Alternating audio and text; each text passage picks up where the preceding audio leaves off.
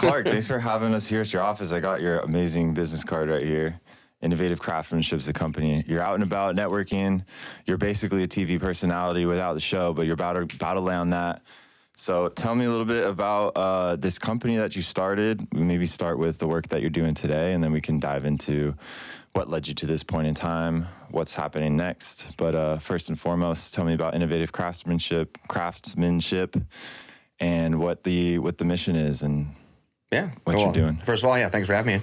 And of course, this is great. Yeah, you're a cool dude, bro. It's easy. It's easy when people have a good personality to just sit and talk. We could have had this whole hour and a half, or a half hour setting up via podcast. It would have been interesting. So no, thanks. I appreciate the big personality. It's very refreshing. Oh, thanks. Yeah, I'm just trying to get out there and spread the good word about construction, anyway.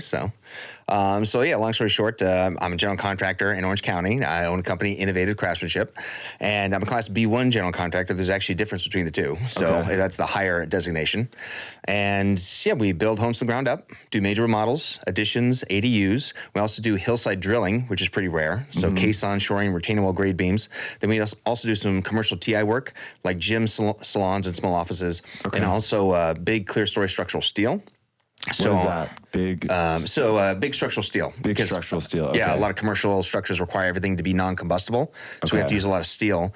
And I'm affiliated with a large manufacturing company in Colorado, Federal Steel Systems. Okay. So they do custom steel, and they have 80 different floor plans, different steel structures. Okay. And there's this actual big push because of the Palisades fire for more non-combustible components in homes, including steel.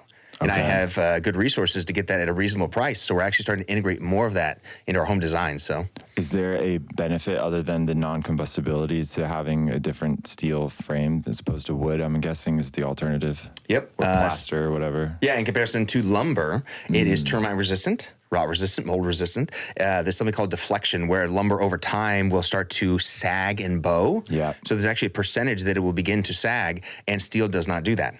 So if you design it properly, it has almost zero deflection and also shear strength. So in the event of a seismic activity like an earthquake, it will not rack and move like this as much because it's so rigid, it stays in place, unlike lumber, which sways. Okay, what do you think is the reason more of it's not used in more parts of the country now or building now? Is it a function of cost or just the access to the proper treated steel, or what do you think is the holdback for more houses to implement steel as opposed to lumber? And the factor for a long time was cost. So, the Pittsburgh steel manufacturers, they were going out of business in red tape, and the steel industry in this country was declining. So we were importing a lot of it from India and China, and it was increasing the cost so much, it made it unattainable to really do it in homes. I've done a good amount of custom structural steel in homes. I've done it, but it was pricey. Right. So that limits the access to your average homeowner to have access to it. So now it's a combination of some of that manufacturing is coming back. And also, with computer systems, we've figured out how to make it more efficient, which drops the price. And then what I also do with our client projects is called value engineering. So I'm trying to get the look for less with all components that meets California building code, and then, some big window opening. I can figure out, do we need steel or can we do it out of lumber? So I'm figuring out, hundreds of line items, how to reduce the cost by 15, 20, 25% in some cases. And so with me specifically, that allows them to have access to the steel because I can get it reasonably priced, and in value engineering the entire thing. Now they can have better components for the same price that they would get with somebody else. Right. And you were talking to me about being a one-stop shop. That helps.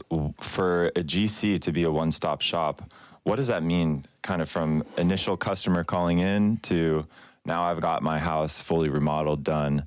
You can take them from, design to build, planning, permitting, all the way through to completed project? Yeah, in a nutshell. Pretty much, yeah. So that's kind of rare for general contracting corporations or firms, that all the way from the concept of them not even knowing where they want to live. So just getting a parcel or land or a home. I know tons of realtors. I can help them acquire where we're actually going to do a construction project. Through the entire design, I have relationships with designers, architects, engineers, everything. And also we do some in-house design because a lot of architects and engineers don't value engineer. They don't care about your money. What is value engineering, if you can explain that concept? Yeah, so as an example, in a construction project, there's different trades. Let's call it, actually, on your average project, it's about 90 trades. But for this example, let's just make it easy. Let's say there's 20 trades. Yeah. Yeah. Let's make it easy with 20. Yeah. Okay, let's go. Woof. So let's say that, foundations and concrete. Okay. Then framing, then, drywall, siding, that kind of stuff. So with the structural, as an example, with the framing, I'll figure out, should we do steel or lumber? So how can we, make the structure in a way that can cut costs? Like if there's a big bifold doors, those are very popular these days. And some of them I've designed are like 39 feet wide. They're gigantic. Yeah, and the height of them can go. Oh yeah. And the cost starts increasing, but a lot of people don't know that manufacturers offer standard sizes for bifold doors. And if you buy a standard one in comparison to a custom one, you're saving 50%. Wow. So I'll design that framed opening to fit a standard door size. So I'm cutting costs on not having as big of an opening, so whether it's steel or lumber, and then cutting the cost of the actual bifold door itself or window. That's a big category. And you do that 25 times in a home, it adds up.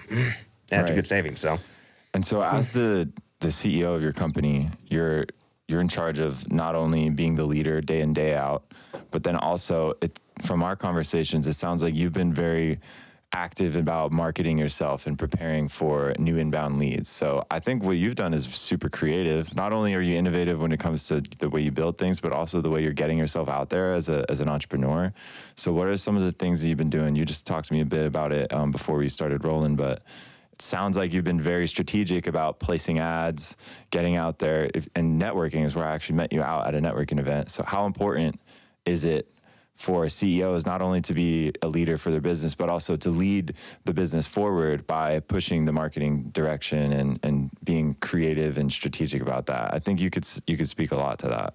Oh, I thank you very much. So, ladies and gentlemen. So, stop. Keep going. Well, actually, I know. Well, I'm not blushing yet, but anyways. So, it's been interesting in the marketing arena. So, kind of a short backstory here is that for about 8.5 years, I survived on word of mouth. Wow. I did not need marketing, so it was just word of mouth, and it kept going, and that peaked at kind of the tail end of 2023 at the end of COVID. Because during COVID, everything went ballistic in construction. Yeah. I tripled my sales. It was just insane how many phone calls we were getting. So I didn't have the need for it. But then it fell off a cliff. People were, overextended because home prices went through the roof. So their mortgages were far higher. Material costs went through the roof, labor shortages, everything. And it was compounding. And people pumped the brakes on all their projects. They said, okay, either we've got our project done, that's fine. That was a COVID project, over with. And anyone new was looking at how much it was going to cost and how long it could take, let's say. They're like, oh, forget it. Let's just wait to see what's happening. We have an election year next year in 2024 coming up. So let's just wait and see. So I'm in a lot of associations. They said the Architects Institute of America, National Kitchen Bath Association, a whole bunch of trade associations, including 3 Chamber of Commerces. And a lot of those business owners and designers and architects in this industry were saying the same thing. Everybody pumped the brakes. Yeah. It was this big stop. So I said, oh my God, what am I going to do? So we only had maybe 2 projects overflowing into 2024. Those aren't going to last forever. Right. So I had to rebrand my company, get the new logo, get the metal business cards, which you obtained. Yeah. They're awesome, by the way. Oh, thanks. You can almost slice someone off with one of these. It's like a ninja star. Yeah, you'd be really comfortable in a parking lot at night by yourself. You could use it for lots of things. Yeah. So it's not bad. Quite handy. So I started rebranding, looking into the metal business cards, then registering myself on 150 websites. Okay. I hired a web development company in North Carolina to help me get a website up and do SEO, search engine optimization. I started getting in magazines, including the Oppenheim Group magazine, the Netflix show selling the OC and selling Sunset, and then doing mailers and handshakes. And right now, today, almost 100% of our projects and our leads are coming from handshakes. Wow, it's been far more potent than I thought it would ever be, getting out there and literally pounding the pavement, which I had never had to do before. Yeah, and I've had great success with it, because I'm regularly handsome and modest and outgoing all at the same time. And he's very entertaining. He can do any kind of accent you want. For freedom, for Scotland. Yeah, he's able to pander to every different kind of demographic. He just pretends he's from Scotland to get close. But no. I like what you're hitting on there, because in person, human connection, interactions, a lot of people think that they can automate the marketing process, but you can't automate an in-person interaction with another person, looking them directly in the eyes. Even like this, I could do stuff over Zoom. I prefer to sit in front of people and talk. Same way, if someone's going to do a multi-million-dollar renovation, they probably want to shake hands with the person who's in charge of that company, so they have a face to a name. And can you talk about the importance of that? I think we're losing some of that in business and in the marketing world and young entrepreneurs coming out and doing their own thing, like the in-person interaction and being like the face of the business. Can you talk a little bit more about that? Yeah. And to finish some of the backstory with the marketing there, that I found out for the last 2 years, I've been doing tons of marketing, trying so many different things. And I have a long list of things that I would not do anymore. Okay. So I found that out, and I'm actually interacting with other people in this business, telling them, hey, here are the things I tried. I burned $60,000 doing this, and it did not work. Right. What were those things? Mailers. Okay. They're terrible. SEO, search engine optimization, is kind of a dying, not art form. Internet optimization, let's call it, because AI searches are overtaking that. And so SEO is very kind of old and outdated. And I heard that China's selling clicks on all these cell phones they have in these warehouses anyways. It's mostly BS. It's not even real. No, and that was $22,000 for a year. And all the leads I got were just fake. They're fake. Literally fake. So I was very not impressed with that. Yeah. And there's a myriad of other things go to do the entire list, but I'm getting now success with these marketing elements I'm doing. So, but like I said, to the point you're talking about, shaking someone's hand is incredibly valuable, and it is something that needs to be refined over time. That is experience. Join a chamber of commerce. It is far better than I ever thought it would be. And do the research, go to them for free, and stuff like that, and find the ones that work for you. And my salesmanship abilities have increased 3 or 4-fold with homeowners because of all the interactions in the Chamber of Commerce's. Standing up in front of a room of 200 people and telling them what you do for a living and trying to convince them, you'll get that feedback pretty quickly. And people aren't nasty about it because we're all the business owners, we're all in the same boat. And it was so nice because I thought that would be almost impossible to find in the state of California, that we're all at each other's throats. We're not. Yeah. Everyone was so nice and accommodating, and they're giving you real feedback if you want it. And because a rising tide lifts all boats, we're all here together. And it's basically us versus horrendous red tape, the government, basically us versus the government. And so that has allowed us to band together. So the stuff on the internet, us business owners are being told that internet marketing is the way to get leads. And I have found in the last 2 years that is not true, at least in my industry. Right. You sell widgets, you got to do that and stuff like that. But even that's a combination of factors. You have to shake hands with distributors if you sell widgets. So you got to get out there. You got to put yourself out there, which is scary for people sometimes. Don't be scared. Yeah. So I have the mentality that this has to work, and I will not fail as long as I'm breathing. This has to work. That's it. That's why literally on a Sunday right now I'm working. Yeah. So never give up. I love that. I love that. And you brought up the rising tide, raising all ships, and kind of maybe not the enemy, but the thing that's stopping further the barricade in the way can be red tape, government, county, city, municipalities, permits, all that. So if someone is thinking, oh, it'd be super cool to just throw an ADU in my backyard or do a remodel, like what are the big roadblocks and bottlenecks to that actually getting done that are outside of the control of the homeowner and the general contractor? Well, with the right general contractor, me, I can address the those. only tape I have is blue. I know. Exactly. Paint the walls. There it is. Which one do you like? So, swatches, that's what they're called. I can address all that red tape stuff. That's built into California Building Code, which is tens of thousands of pages, and each municipality is kind of different. Because also another thing, I'm always first in the door. I've noticed. That has been the same way for about 10 years. Before an architect, before a designer, before a lender, they want to know if their $300,000, $50,000, $5 million is going to get it built. So I noticed that over and over. So I started offering more services because of that demand, whether it's design, value engineering, developing relationships with engineers, appraisers, banks, started doing it. So coupling all those things together has really helped address the red tape. There's not too much you can do about it other than have experience I have, years and years of experience doing it, and I can address it. There are, some of the ways expediters. There's actually companies now, this ecosystem that's popped up in Southern California construction, that's mostly California construction, that they will just go down there, expediters, and they will just bug the city. They'll just send someone there. Just bug the crap out of them. Yeah, and just ask them, pepper them questions, because you can't get anybody on the phone. So they have popped up. I have relationships with them, but we also do that work as well in-house. So that's kind of helped. And Because your question of an ADU, somebody wants to just park in the backyard, I would say kind of like do your research, try and talk to somebody, but you can always call me. So, and talk about it, what the process is to manage a realistic expectation, whether it's money, red tape, design, an aspect of your family. Usually people are doing it for their family. And where all that lands, and let's have an honest conversation. I will do that with anybody, and that's pretty rare in this business. And it really helps. Manage what they think it's going to cost, how long it's going to take, So that's I found very helpful. Now, which do you prefer going and doing? So you mentioned TI build out, so improving commercial buildings, custom builds, ground up construction, and then remodels, restoration. Between the three, do you have a favorite that you like working on, or is there a competitive advantage that you have in these areas?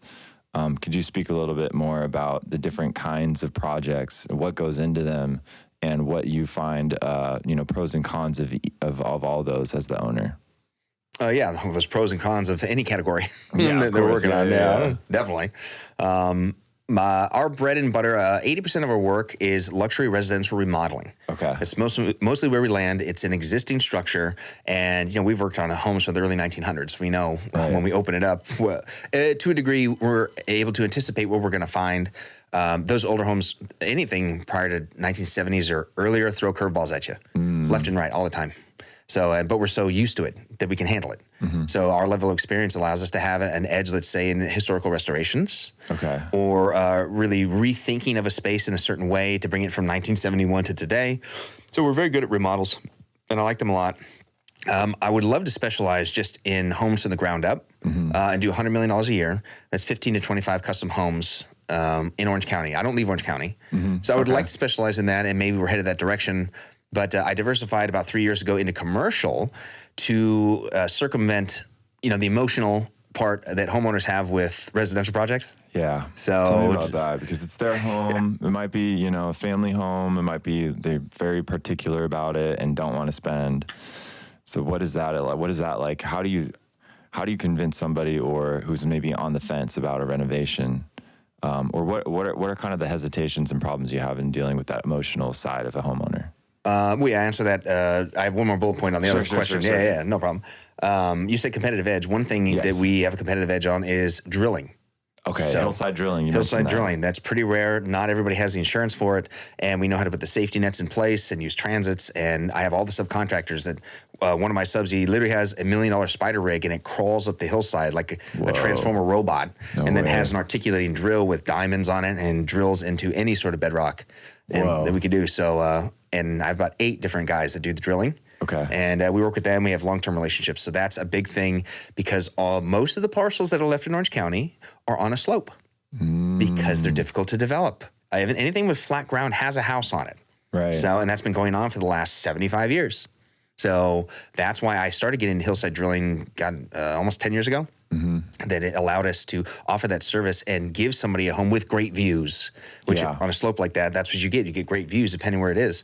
And I've noticed that my competitors were so egregiously overpriced doing it. Like, you don't need to spend $2 million in the ground.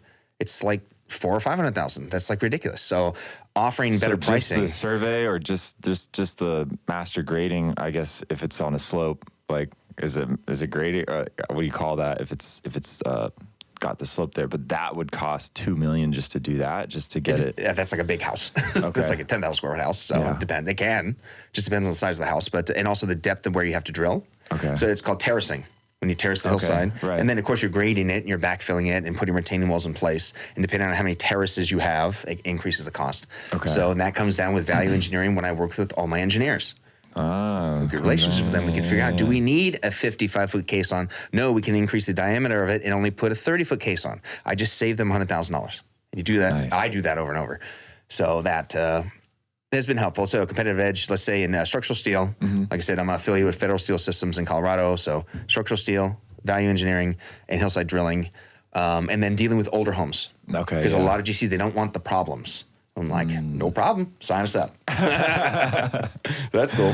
Right. Then you said, how do I manage expectations with the emotional side of this? Yeah, and like, what is that? What is that conversation like? Because I don't know if not everyone's a homeowner. Not everyone is doing a renovation right now, but there's probably a lot of people who are thinking about that. So what is that emotional blockage that someone might have to doing a restoration? The first thing comes down to money. They think that, it's a $100,000 project, and I'm like, no, it's more like $275, and that's me helping you. Yeah. It's just the way it is. That's the value engineered price. Yeah. And I'm like, that's me passing all of my savings onto them, which I do. In a lot of cases, I get between 5% and maybe 17, 18% off at a lot of places now. And they're really encouraging working with GCs because we've been decimated.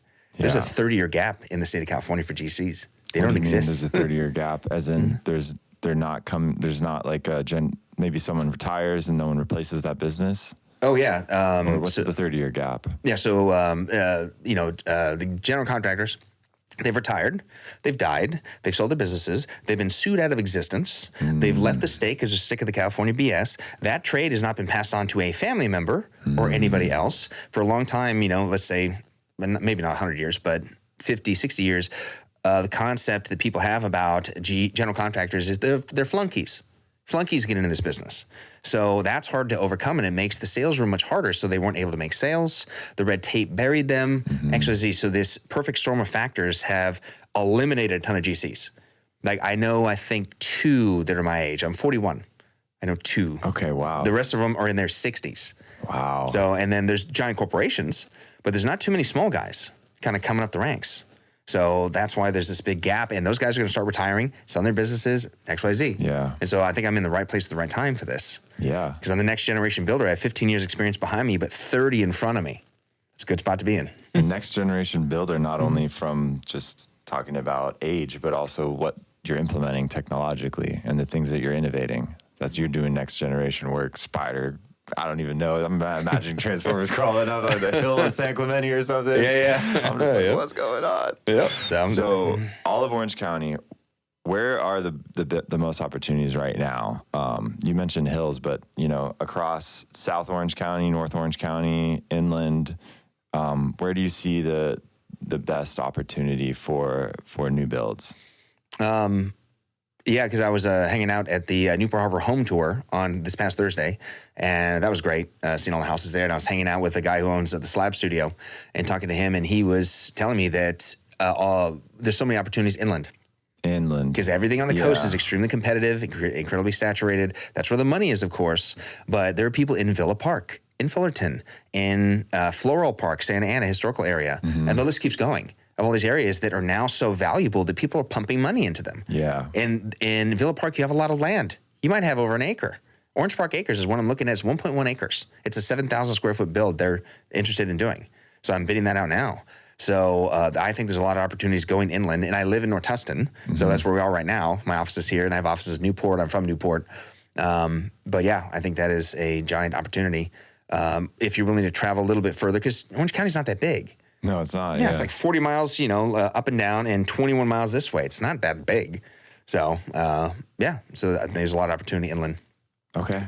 Well, I'm going to do a quick break here, make sure all the cameras are good, and then we'll come back for the next segment. I want to see if we can dive into what you did before this, some other things you do.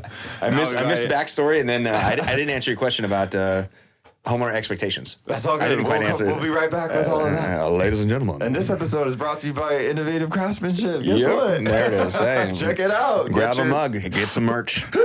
All right. So we know where the opportunities lie, but where did this all start? How did this all begin? You've been doing this for going on a decade now. You said about 8.5 years? 15 years. 15 years. Yeah. Okay. So take me back 15 years ago, and you're just a younger GC or just getting started. How did you land into this place? You talk about there's a 30-year gap in GCs. What brought you into this business? Oh, yeah, good question. So maybe it's an interesting story, perhaps. Okay. So long story short, I'm from Newport Beach originally. There are people who are not a-holes that actually come from Newport Beach. I know it's rare. Super rare. I'm one of them. So everyone's always surprised. Like, from Newport, I'm like, yes. So like, wow. I'm like, you're welcome. Why are you nice? I know. Why do I like talking to you? I don't know. So just good parenting, I would say. So and making decisions as an adult to not be like that, you can make a choice. Right. So that's one thing. I grew up in Newport Beach, and I actually started a company when I was 15. Okay. Yep. Buying, selling, and restoring classic muscle cars. Cool. Yeah. So my parents were very encouraging of all my crazy ideas. So I got my first car. It was a 1970 Boss 302 Mustang Fastback. and it had been painted so many times I didn't know what it was. There was like no logo on it. No, it was just yellow. There's nothing on there. That's crazy. And the kid who was selling it, he was 25. He's like, I have kids now. I can't do this anymore. I just got to sell it. The wife's killing me. I'm like, okay, fine. And I saw the movie Gone in 60 Seconds with Nicolas Cage in 2001. And I saw that car and I said, what is that car? So, and then I had to research, figure it out. It's funny because I actually got my father into classic muscle cars, not the other way around. Oh, wow. Yeah. Okay, so your 15-year-old first entrepreneurial journey into muscle car restoration got your father into it. Now there's a really cool, you got a nice piece of art there, the Corvette body. So, yeah. Yep. Okay, so you started that. And you still do it today, or is that? Yeah. Okay. So doing that for 25 years, I don't have as much time today. Yeah. I kind of have them in storage, and I have my one Shelby GT500 at my house. Okay. I tool around with it occasionally. Super busy with the company, so kind of did that. Then I was also in water polo, swimming, and rowing at Newport Harbor High. Okay. Then I got recruited to go to Boston University to row there. And it was really cold. Yeah. So yeah, the Charles River actually froze over at some point. We had to go inside because it was so cold. It was negative 44 degrees my freshman year. Holy crap. Super cold. That's insane. Yeah. I can't imagine it. Negative 44. Yeah. And the river froze, and you're just like, well, how do you train indoors? It's a huge pool. Okay. Yeah, they have a giant. Rowing is huge out there. Yeah. So giant facilities, and so we're indoors rowing. And they have a tide of water actually shooting as we're rowing to pull against it. Yeah, it was crazy. So I did that for 1 year, but that was just like too intense. I did get into water polo there as well. Okay. So did that. Then I came back and I graduated in September 2008 during the financial crash. So the Great Recession, that was not fun. Yeah. So any connections I had in Newport Beach, a lot of them were in finance. They were losing their jobs. They were getting indicted. They were quitting the industry. And I'm like, oh my God.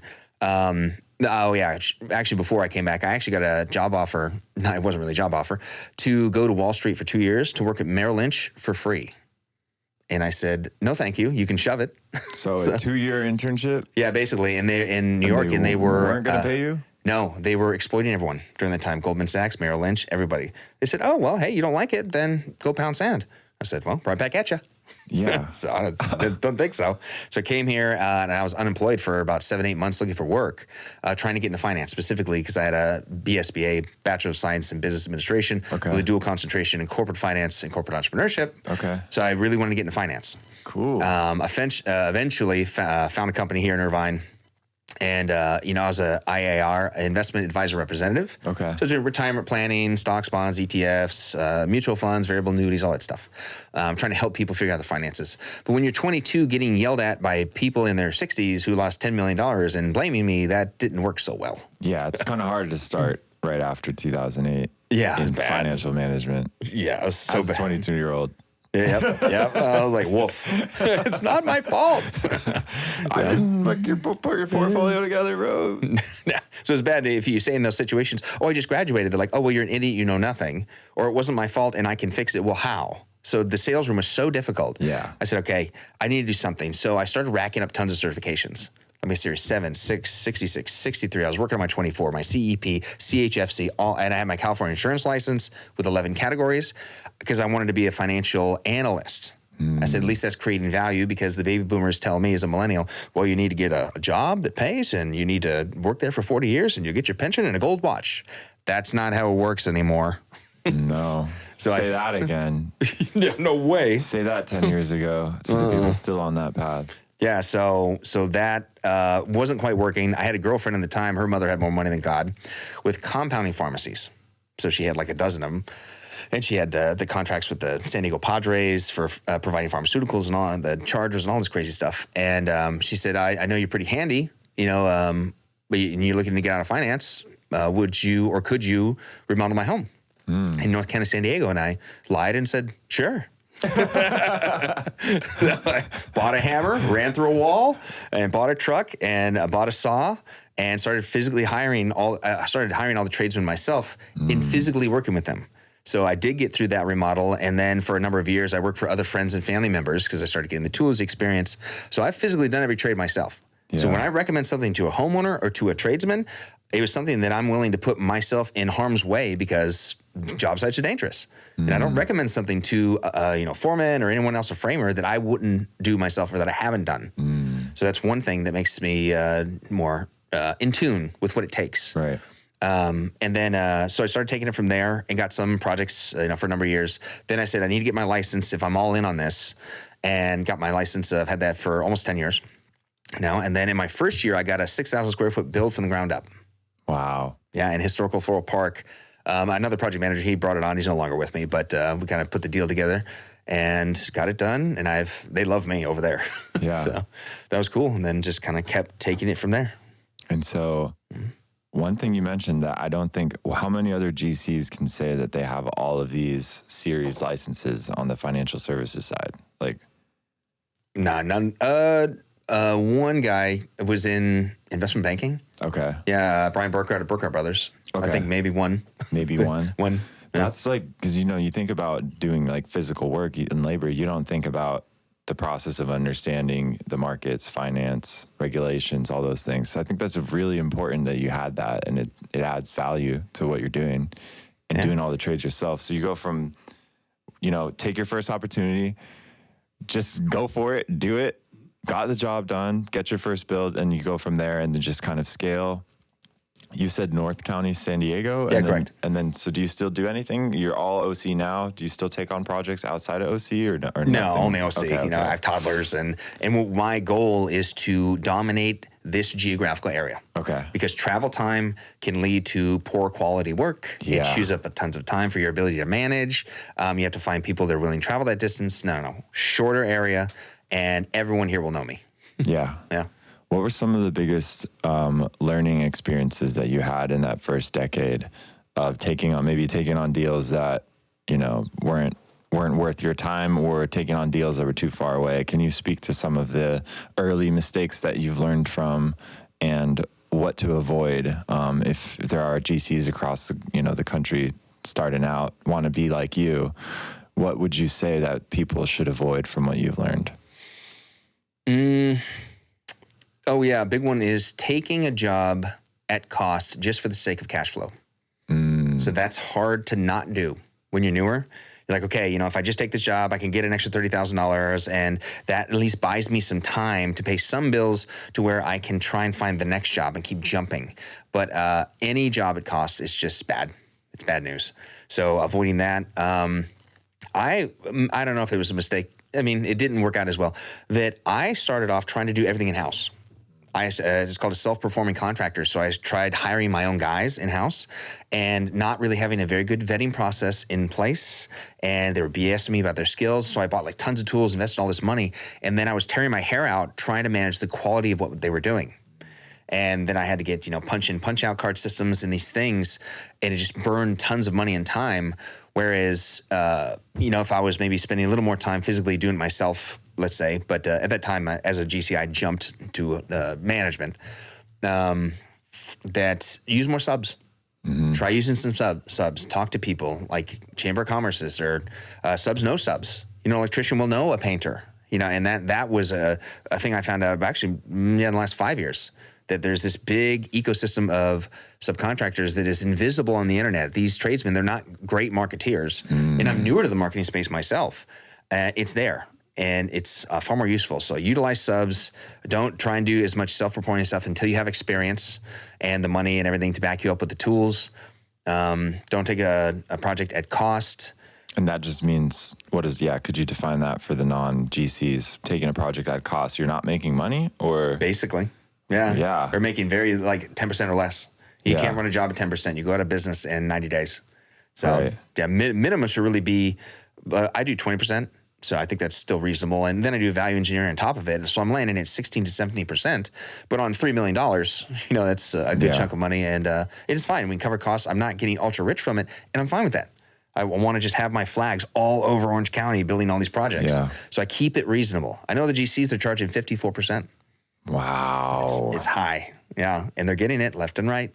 I almost want to have some choice words for that. That's almost like I don't know. That's wait. It's not. They're not robbing the people because everyone's an adult. I don't think it's bad. I mean, it's market. It's if you have that value, but it's just like to think. Wow. And the work they're doing is exceptional. Right. So I'm like, you're definitely earning it, and it is flawless. And I'm so happy to see that with a number of companies that it's really good. And I'm like, so am I. I'm like, great, but I'm far more reasonable. So, so it costs just, if it's a $100,000 project, just add a minimum 20%. You can't do 10%. You just can't. Right. So, yeah, that's one element. So, okay. Do you have a favorite design or build that you've done in all your years working? Do you get attached to these projects, or are they more so you help create the vision of the home buyer? That's a good question. Homeowner. Because that's another thing to your point that you said, what do I advise other GCs who are starting? I used to be more emotional about it, treat it as though it was my own home, which I still do now. But I would be willing to maybe lose money if someone's trying to negotiate with me. Okay, well, I want it built. I want the photos. I want them to be happy. And I would just kowtow to everything they were saying. And I stopped doing that. So I still do great work, and my great work deserves payment. So, fair, great work for fair pay. That kind of thing. So the one I love the most is the one I did in Floral Park, a 6,000 square foot build there. I love that one. Love the area. We love historical homes. So yeah, those are fun. But I'm also not defined by one design box either. Right. I've gotten homeowners trying to trip me up on that and say, oh, well, you haven't done, some eclectic French something. I said, it's the same box. We build the same box and the finishes go on it. Whether it's mid-century modern, contemporary, 1920s, it doesn't matter. So having experience in different eras of different materials, that helps. And we're good at that now. But it is the same box. So your question was, revolving around what again? It was just kind of in general the favorite project, and that how you attach yourself to your projects. Oh yeah. Whether or not, yeah. So I stopped treating those projects like having an emotional attachment to them. Yes. So I have removed myself from the emotional aspect. It has made me a better contractor. I'm able to make more money. Clients are happier, and saying the word no is difficult. I'm still learning to say the word no. And the ultra rich, business owners, Elon Musk and Jeff Bezos and all them, they say no. They advise to say the word no 1,000 times, and you will see a massive improvement in your life. And they are so right. And I rolled my eyes at that advice 10 years ago. I'm like, no. Even 5 years ago, I'm like, no. You have said no to saying no. Yeah, I was like, say no, period. No, I know better. Right. I'm like, no, they are so right. Saying no keeps the homeowners, let's say, in the proper lane. Not that I'm trying to manipulate their minds or anything, but it keeps things moving. Right. And it does work better to do that. That's hard to do. It is uncomfortable. That's another thing, is have uncomfortable conversations with homeowners or your client up front. It's not fighting, but just contract negotiations, price negotiations. Just tell them the truth. Be willing to walk away from a job. I know that's hard because it's hard to get the phone to ring. I think that's one of the hardest things, is to get the phone to ring. And now I have this marketing machine that's getting bigger, and it's working pretty well for me. It took a long time. So be willing to walk away from the job if it's a bad deal. Don't take a bad deal. And have that uncomfortable conversation. I've lost jobs because people, right now we're in May, and I'm getting the people who got all of their tax refunds in April, and they're coming to me and saying, oh, can you do a $600,000 project by Christmas? And we have no design, no permit, nothing. And I'm like, you should have called me last October. Goodbye. Right. So I've lost jobs because of the timeline. What are the expectations that, delusional expectations? Maybe not objections, but what are those homeowners? They don't understand the actual process. What are the biggest delusions that homeowners have when they're trying to get a remodel done or a project? Yeah, big one has been, okay, we have a loan in place, like a HELOC, which stands for a home equity line of credit. We have $500,000 in place, and that's what we think the project is going to cost. And I'm like, if you didn't get any quotes, how do you know how much money you're going to need and in order to build it? You just now, if you just have an arbitrary $500,000 and you're saying, we think it's going to get the project done, we're exploring the cost with general contractors to see where we can get, that's fine. So, but I've run across that. No, we have a loan and we know how much it costs. And if you're not in that box, we'll find somebody that'll tell us what we want to hear. And then they run into endless disaster and they wonder why. Instead of having an honest, because there are a lot of shady guys in this business. I think it's really sad. And GCs have earned that stigma of, professional con man or flunkies or whatever. And I'm really doing everything I can to alleviate and eliminate that as a factor, and go past that. But yeah, so unrealistic expectation. We have a certain amount of money. We think it's going to cost that. We know, I hear it all the time. We know how long this is going to take. HGTV told us so. Like, really? Google HGTV and ChatGPT. Are they going to come? I said that to one guy one time being snarky. I'm like, so Google's going to show up and build your house? He's like, no. Then I don't care what Google says. Yep. So that timing and money are the unrealistic ones. And I've told people, like right now during this late spring, early summertime, hey, let's start in January past holidays. Right. I know that's not what you want to hear, but it's just a much safer thing to do. It's just better all the way around, and people gravitate towards that. Right. Maybe 33%. It's not super high, but I'd rather have that than disaster. Right. Now, I was wondering what drives you to have that commitment to honesty and excellence, and not being like other GCs. Like, what is driving that desire? Maybe not to overcharge and underdeliver. Like, what is driving that for you personally? Kids are a pretty good motivator. My toddlers are super cute. Not at 2 a.m, but if you want to babysit, let me know. I don't know. Does anybody want to babysit? Actually, tonight. Well, God, they're up at 3 a.m. last night.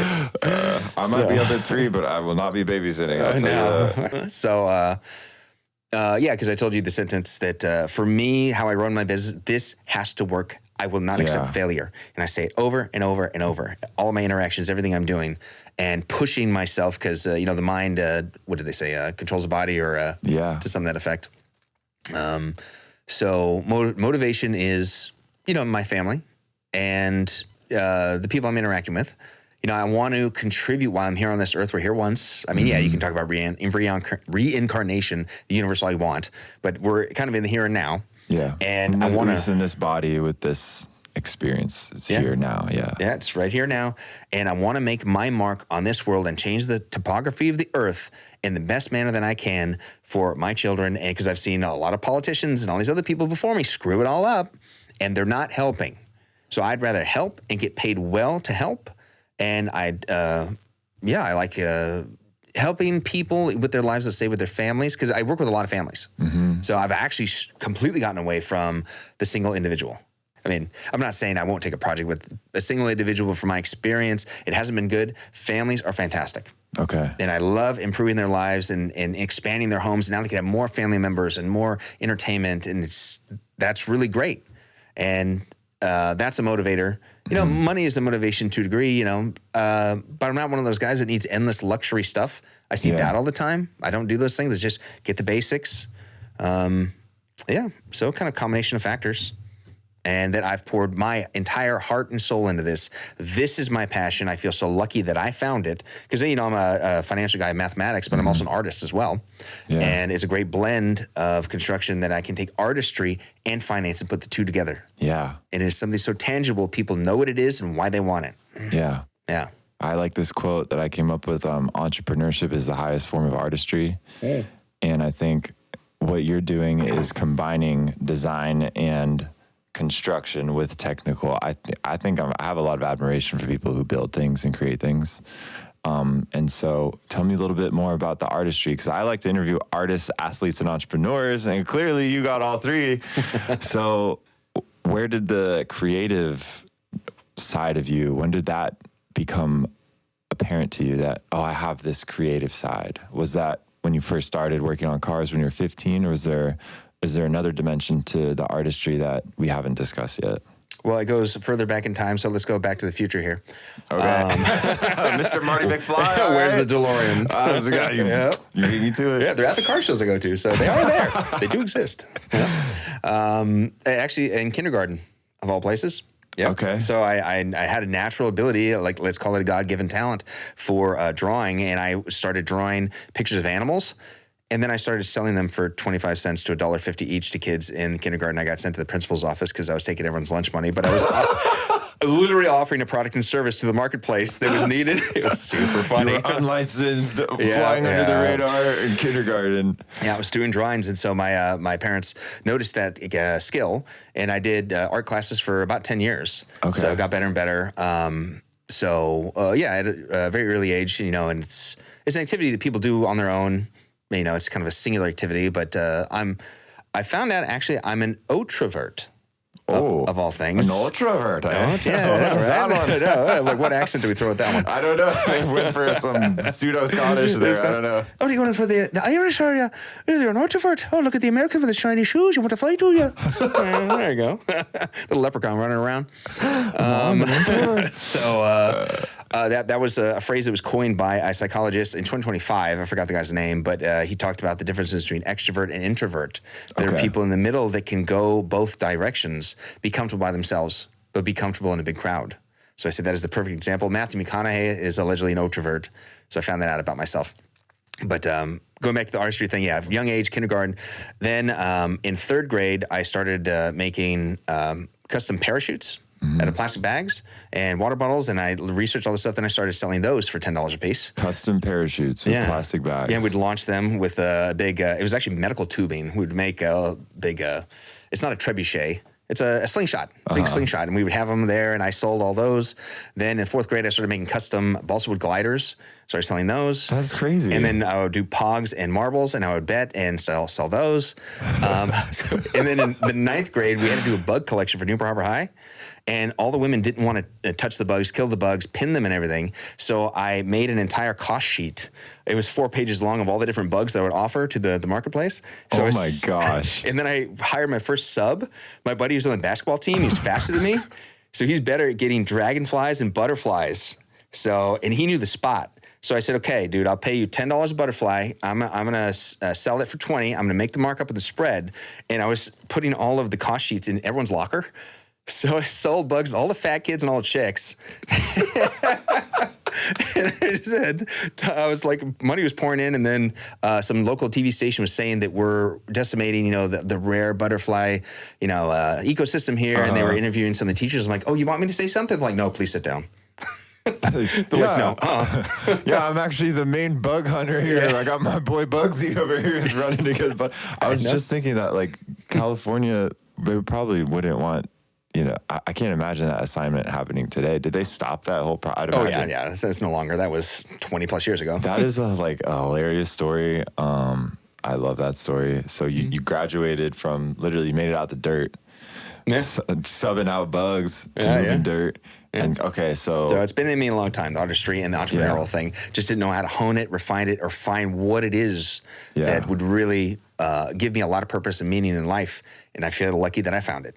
Can I ask you, what to you does the word purpose mean?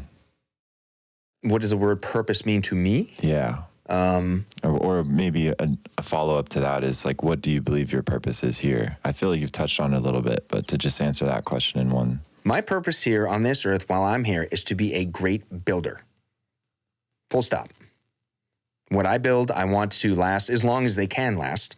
We try and build actually for 150 years based on the materials we use. It's a little more expensive to do that, but trying to put my mark in this world in a positive way and leave a lasting effect beyond me being here, legacy. Trying to do that my purpose here is to be a great builder. And then you can obviously expand on that, but that's where I land. Yeah. I like asking this because the word purpose, if you break down the root of it, it's to put forth is what the Latin of it, proponere, is to put forth. And I think the misconception about a lot of people as we're trying to discover what purpose means to us is we think it's something that has to be received or that comes to us. But if you look at the word itself, it's actually something that you put out into the world. So like you can actually create your purpose. And I think you've found it and you're also creating it. So I want to understand, at what point in your life did you discover that passion? Was it always latent inside of you, or what did you do to kind of like unearth that passion for what you're doing and come to the conclusion or realization that like, okay, this is my purpose. This is why I'm here. That's a good question.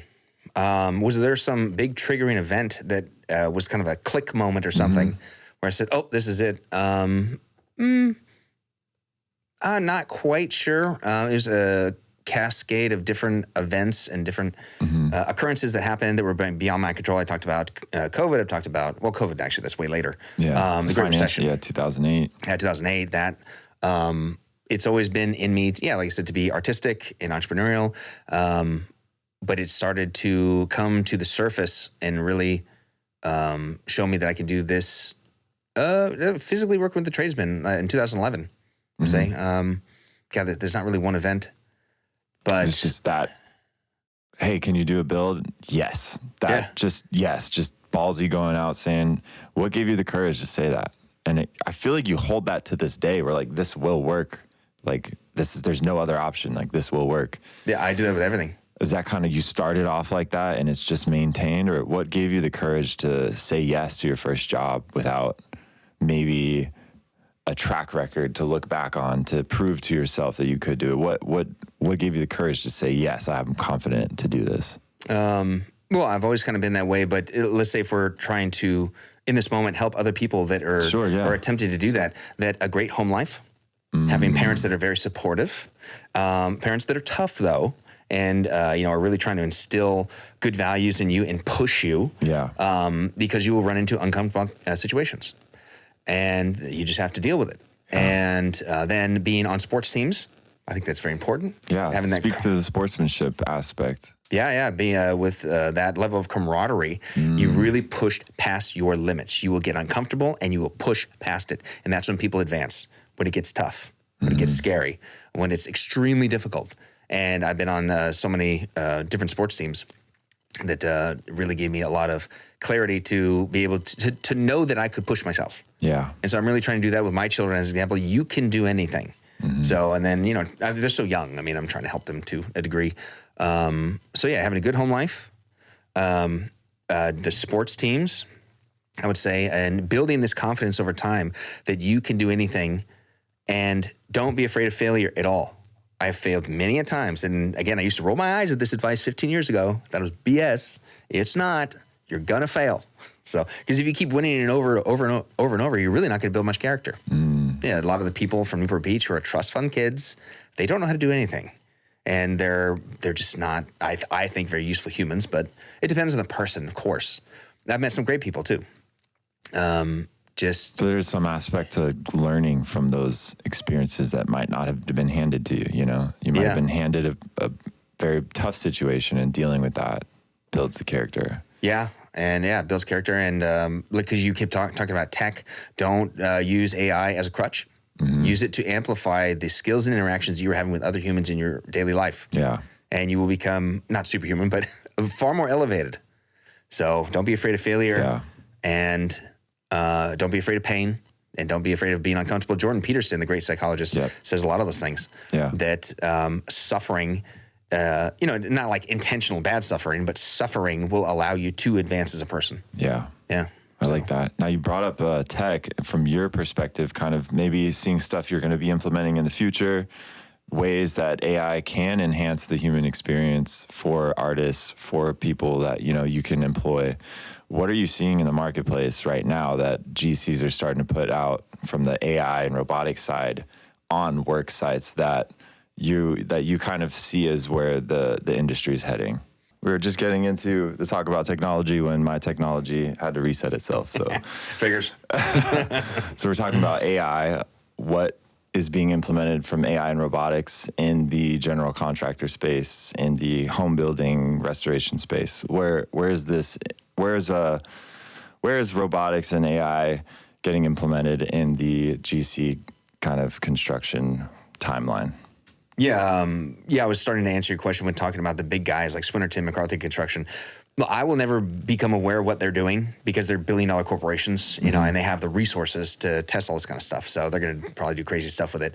But what I'm seeing at my level in the residential space is not a lot of guys are using it yet. And I keep hearing over and over that since I am using it, I'm actually at the forefront and the tip of the spear of this and able to define myself as a next generation builder. Yeah, we use it for workflows and CRMs and takeoffs and stuff like that. But we're using a couple special ways that we're putting artificial intelligence cameras on the job site. And that we're doing, it's not just security. The truck, from a painter or something goes through the gate. It scans the license plate. It scans the face to make sure, they are who they are. It clocks them in, starts tracking their time. But I've taken it a step further with a custom AI company I hired about 2 months ago.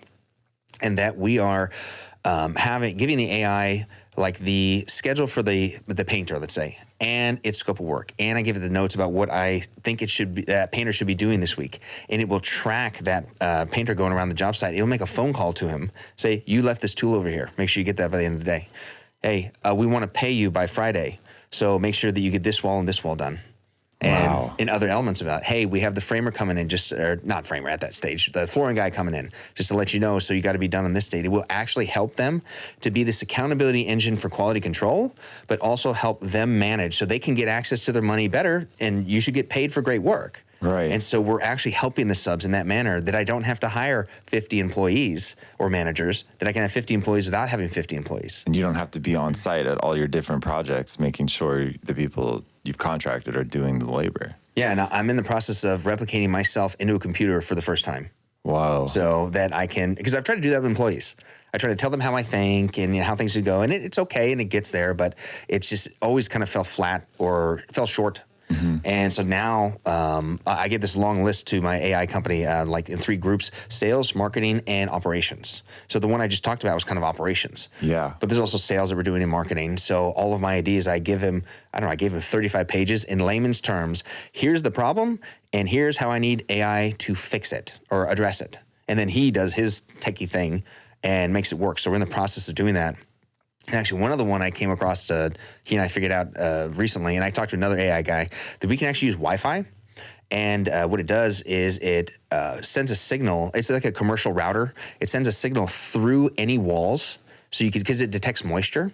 So it will actually give me... What? Wi-Fi? Yeah, detects moisture, yeah. So No way. We're working with the guy now to figure that out, because he has implemented it, and it will show in real time, kind of like a, like the movie Eraser. Remember that with Arnold Schwarzenegger? Uh-huh. Like, I don't know, 1998 or something, that they had a scope that was so powerful they could see through walls. This can actually do that, and it can show me where the people are on the job site without having to have a camera inside the home. And also it's tracking, because it can tell the body type, the height, and all these other elements, and say, again, the painter's supposed to be over here, but we don't have to have things inside the house. So it can help them get their work done, track them. So we're doing that. And then another company, a competitor who does great work, they have the robot dogs. Mm-hmm. Like if they're doing a 3-story house, they have the robot dogs walking around scanning everything. And they're more reasonable than you thought. I mean, they have the $100,000 version, but they have like an $1,800 version too. So they're using that to scan and help with workflows. And quality control, it's a little bit harder, but yeah, combination. Is that dog woofing around there? I don't know. I don't want to be the guy that drops a ladder on it. Right. I was thinking that how on the work like on an active job site, you mentioned work hazards and whatnot, like robots being a hazard. But then what you were talking about with Wi-Fi, using Wi-Fi to literally scan and kind of see through buildings in a way, like X-ray vision almost. Basically, yeah. That's crazy. So I'm guessing there's some process of receiving the information from Wi-Fi is then rendered in a way where it looks like they can take the data and then kind of make it look like people or something. So because it's not a video, obviously. It's not like capturing film. Well, no, it's kind of a video feed, and I saw a little bit on the guy's phone. Okay. Again, this only happened in the last 2 weeks. It's brand new to us. Yeah. So we're exploring this concept with him, and that it's just kind of a black and white imagery. Okay. It's kind of like infrared at night. Yeah. They're mounted on helicopters. It's kind of a similar thing. You could see the bodies moving around inside behind the walls. So it is a live feed. Yeah, it is crazy. Yep. And so for moisture detection, does that help if you've got an older house that might have like a pipe leak or mold or something? He's in the process of developing an app that helps home inspectors, because now they can see inside walls. They can see if there's mold in there. Now, they have devices now. You can find a pipe, a copper pipe, a water pipe. They have that stuff. But you can't really see a good image of what's going on inside the wall. So it's speculative. The homeowner's just kind of guessing. Home inspector's guessing. Because usually we'd have to do exploratory demolition. We'd have to open a wall, open the drywall, find it out, and that kind of stuff. Don't have to do that now. So at least on the mold front and some other elements. Can't see everything. Super innovative craftsmanship. Yeah. It's not bad. I caught that one. There it is. Twinkle in your eye. Yeah. That is fantastic, fascinating. I almost just want to take a second to think about that, because what you mentioned was the AI cameras that are able to track and not only manage the project workflow from the GC's perspective, but also to almost be like a positive supervisor from the workers, like to get the job done. And that's a lot of hangups on it. That is so crazy. Yeah. That might be the future in a lot of ways. for a lot of different industries. That's cool. Okay. Yeah. And then, So, go ahead. go ahead. One of the element is the Optimus Robot program. I follow that. I follow Boston Dynamics and a number of other ones.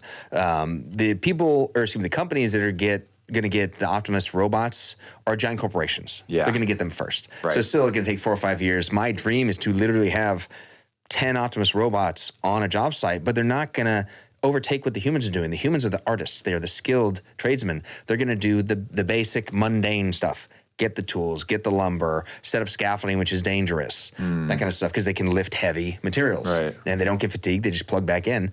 And I haven't, plug in, go. No coffee break for you. So that they'd have my logo spray painted on the front and back, and then I would walk around with it. And I've explored this with my other A guys and talked to it because it has forever memory. Hey, we're looking at this wall. This needs to be done. This, and they can also scan it. No, but the AI can't see everything.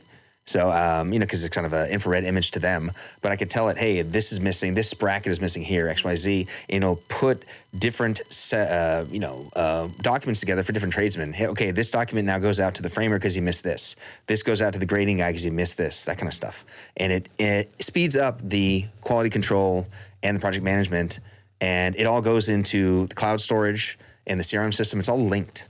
So it amplifies my ability to be on 10 job sites at once. Wow. So the robots aren't there yet, so except for the walking dog ones. But with the cameras, we're attempting to do that. And then AI note takers. Yeah. For phone calls or for live homeowners. Yeah, I'm not doing the he said, she said anymore. Enough of that. Okay, you have it's in my contract now. You are authorizing me to have an AI note taker, and it doesn't capture everything because they're not wearing one. You can never ask a homeowner to wear one, but I wear it, and it picks up a good amount of stuff. I'm like, no, you said, and there's a report that goes out once a week, or it could be every couple of days. No, you have it in your inbox. They could say that they didn't get it, but it's there. So, wow, and that helps with change orders. Mm-hmm. Yeah. Mm-hmm. So that's kind of mind blowing stuff, because you think about handyman, that's like the last thing you might, humans would be some portions automated, but I'm just still kind of mind blown at an AI camera who can call both sides of the work and speed up the process. That is just mind blowing. Yeah, we're not going to have it call clients, let's say, so much. Not a client, but maybe you're the person that you subs. contracted. Yeah. Suppliers, subs, all that. Yeah. That's so valuable. That's crazy. Mm-hmm. So talking about the technology, one thing that I do like to ask all the people that I interview is this question: is what does it mean to you to be human? That's an interesting one right off the fly, or answer it on the fly. What does it mean to me to be human? I'd say to help humanity as best I can while I'm here. But again, I don't want that to be some answer where I'm just I don't run a charity. It's a for-profit business. But to make my mark on this world in a positive way and leave a lasting effect for other generations, which a lot of people say that they attempt to do or are going to do, and very few people follow through with it. It means for me to be human, to help others, interact with others, improve things. And be there for my family and friends when I can, and do something for myself occasionally. Once a month, maybe. You gotta love yourself, man. You gotta love yourself first, though. Yeah, man. I'm working on it. I don't know. That's not the best answer in the world, but that's kind of what I got. Well, there's no right or wrong answer, because the human experience it's individual, it's shared, and it's not entirely homogenous. We're all different, but we all share humanity. So I think the more people think about it, it's not an easy question to answer. I hardly have an answer for it. I keep asking everybody. Yeah. So I think it's just important to remember that we are humans, and we are going to use technology to improve our lives, and we can use this technology to improve the lives of others. I think that's all valuable work.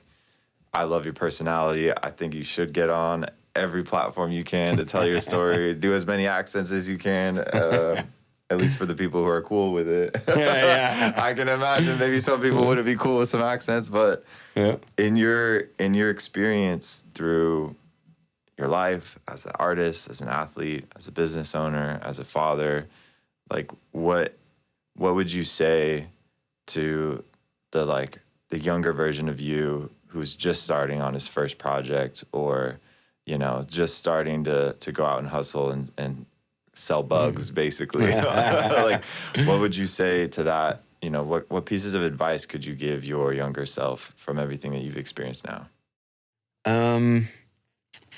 The first one would be, don't be a know-it-all, let's say. I wasn't your typical arrogant know-it-all. I mean, I was confident and thought I knew a little more than I did. And a lot of people in the early 20s, they're just that way. Mostly men are usually that way. Just don't be a know-it-all. Ask as many questions as humanly possible. Be a sponge, absorb all information. And again, I've been good with those things, but I could have done better younger. In my early 20s, just recognizing that about myself, having a little bit more self-awareness. My self-awareness has been high for a long time, but it could have been a little higher. And you never know who you're going to meet. That's another thing that I've really learned in the last couple of years, very recent. You never know who knows somebody, whatever, and never judge a book by their cover. So not that I did a lot of it, but just these couple small pieces of advice would have improved my company or who I was at that time.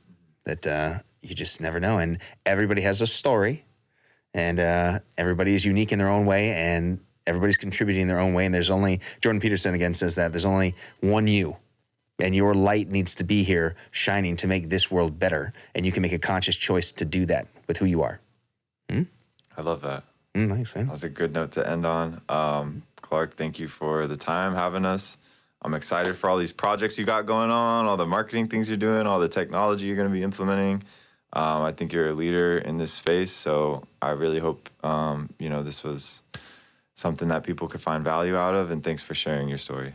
Yeah, no problem. And Awesome. Thanks for doing the entire show. So. Let's do it. Let's go. Back to work on a Sunday. I know, right? Get back to work. I'm going.